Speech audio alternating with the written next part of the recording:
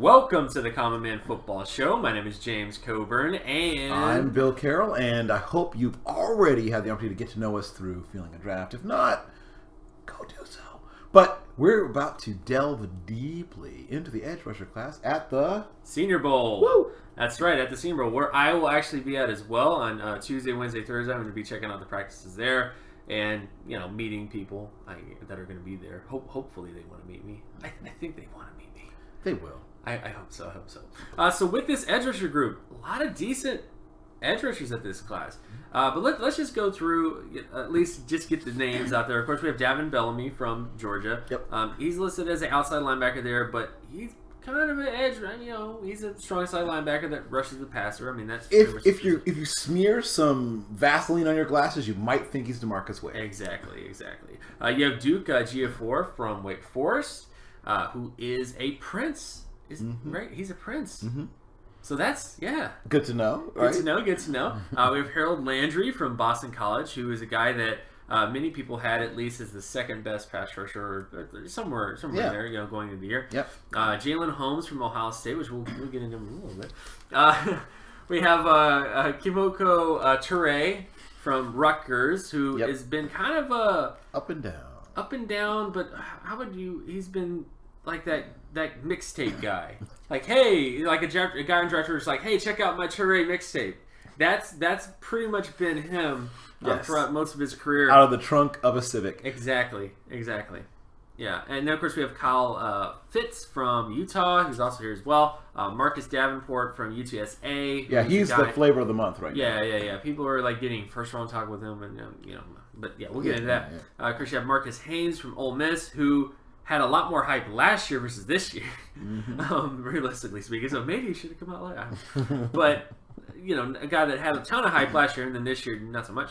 Of course, we have Ogbania Okoronkwo from Oklahoma, which I'm just going to call Double O pass rusher because it's a little bit easier for me.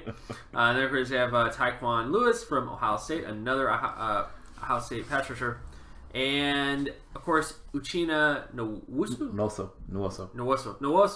Sorry, yeah. Right. From USC, who is outside linebacker as well, but I see him more as a strong side, pass rusher. Mm-hmm. I mean, that's kind of what his role is going to be.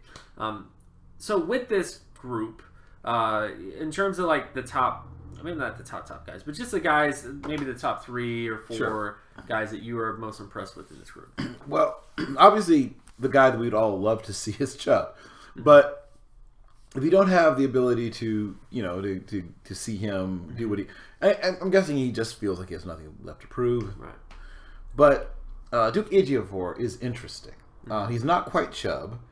He is similar though to Chubb. It's one of those things. Very similar. Right. He's basically like hey, I'm going to get the scratch and dent scale version. I'm going to, I've only got X amount. I can't spend a first rounder. Mom said don't spend a first rounder. Right. So if for some reason Mom says you can't spend a first rounder, but you still need a pass rusher, Duke Ejiofor is a guy that I think is going to help himself this week. Yep. I was a guy that was on Marcus Davenport early, so I have a better sense of who he really is, I think, than some of the other people out there, because I was talking about him last year, before this season, and he is an interesting prospect, and he is long, and he's not super polished, but he does have at least a couple of counters in his kit bag. Right. He can get pushed around. Yes. There is no two ways around it. It's not as bad as Deion Jordan. No, not that bad. But he can get pushed around. Yeah. He will be tested this week. We'll have to see if he's, shows a little more ability to not get tossed around sometimes.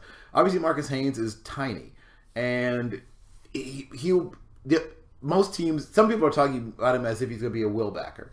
Right. Because he looks like one. Right. But despite what he looks like, what you probably should do is actually keep him as a sandbacker. Right. I mean, out of all these, now, he is no Hassan Reddick. He's not that at all. But he used in a similar vein, in that similar way as a guy who rushes the passer a little bit and covers the flats and, does those types of things, realistically. And Okoronkwo was kind of the same guy, but a little more powerful. Right. Still not quite what you're looking for. He's still a little smaller than you like. Right. but he can do some of those things, and you can in situational situations, nickel rush situations, use him as if you were a hand of the defensive end, a little more than you feel comfortable with Marcus Hayes. Tyquan Lewis is one of those guys where people kept bringing him to me and talking him up to me for years now. Since I think it's sophomore, the first time people started bringing him up to me, and I look and I think, well, okay, I'll come back to him later. Well, maybe this year will be the guy the year he puts it all together. Nope. Well, maybe next year. Okay, this is it. There are no more years. There are no more years. He hasn't put it all together. Now, he is most famous for Matt Miller saying that he was better than. Well, that when you scout, right? Defensive ends, you're looking for the guys with the big ass. Yes, he does have that. Yeah. Which he has that going for him. Yeah. Which is awesome for him. Yeah. And right. Is he thick as a bowl of oatmeal? Certainly. I mean, that's awesome. I mean, he's like cheese grits left out overnight. But you also need him to make plays, and that's where he's fallen short. Yeah. So I'm not blown away. Nwosu is kind of like Okoronkwo, but less so. Like less ability to turn the corner, less ability to explode through little cracks. A little like a 15% less quick. Right. So if you like him, but once again, so like the situation with Brandon Chubb, with Chubb and Ejiofor. Mom says I can't spend a second rounder. Exactly. But I can spend a fourth rounder. So there you go. Right. What are your thoughts on Marcus Davenport from UTSA? Well, I talked about him a little bit already. I was on him before most because I watched more UTSA tape probably than most people, and he just gets tossed around a little too much. I mean, he can get overpowered. Right. With Toure, from Rutgers, and we talked a little bit about him. I mean, everybody's talked about how he's like this super duper, like all this upside, all this different kind of stuff like that. He's a slightly better version of this guy, but not much better. Right. A slightly version of Tyquan. Sorry, no one can see what I'm pointing to. Right. Tyquan Lewis. I mean, if you really love Tyquan Lewis, but want to get somebody who produces at least a little bit. Right. But I like Tyquan Lewis, but I want at least a little tiny bit of production to cover my anatomy. Sure, there's your guy then. Right. But there's not enough to me of anything that he's done, at least consistently, to make me feel like he's another guy you roll the dice on in the middle of the fifth round. Right. And maybe, just maybe, you get really lucky and he becomes a 6.5, 7 sack guy. Right. Well, out of this group, just in terms of the guys I like. I like Ogbania, but I see him a lot as Alex Okafor. I see a very similar career arc. Could be a starter, or maybe might be that rotational guy for the most part. But it's not a first rounder. It's not. A lot of people have been putting him in the first round in that area. I just don't see that with him. I love him in the early third, though. Right. Marcus Davenport, same kind of difference. I don't quite see a first rounder with him. He does have some interesting components. He does, but not a guy that I would spend high draft capital on, especially because he was very productive. He's easily the most productive guy at the Senior Bowl this year, just in terms of market share data. But he played at UTSA. This is a guy that, he's really, really productive, but he's not playing at the SEC. He's not playing at the AC. He's playing at a lower level. That's why this week is so important. Exactly. That's why it's so important. And then, of course, Harold Landry is probably he's one of my favorite pass rushers. Yeah. Very impressive guy. Kind of slight. That's the big thing. How big is he? How tall is he? Right. How much weight He's probably going to be. We're talking about. Okay, so your friend Okoronkwo, right? Landry, and then what's the other kid? Marcus Davenport.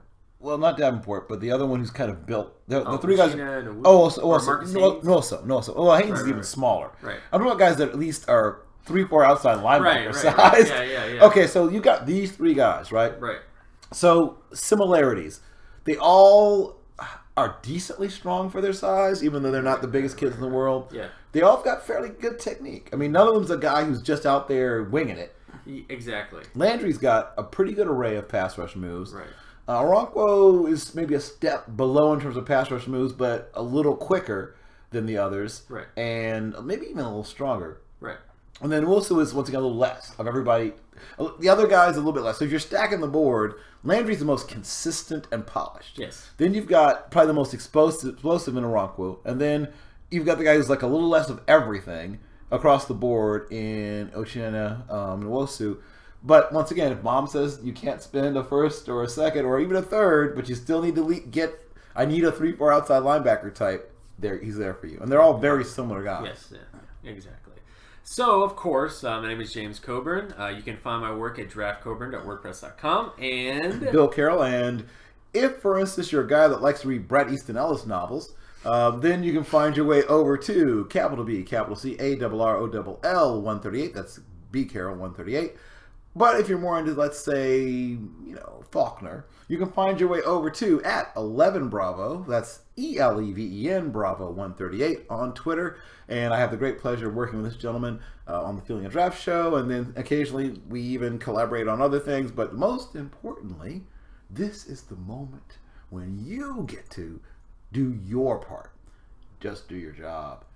Like, share, and subscribe. Because, after all, it's all we ask you to do. Yeah, that's all we ask you to do. That's all I want. I'm not asking you for money. I'm not trying to pick your pocket. Nope. I'm not trying to steal stuff from you. I'm just asking you to leave a like and subscribe. Yeah, and share the video. That's it. And, of course, hit the notification button so that you're reminded when another video comes out. And we will talk to you guys in the next episode where we're going to talk about the defensive tackle group, which is another very, very deep group of positions at the Senior Bowl this year. So, see you guys in the next video. Peace.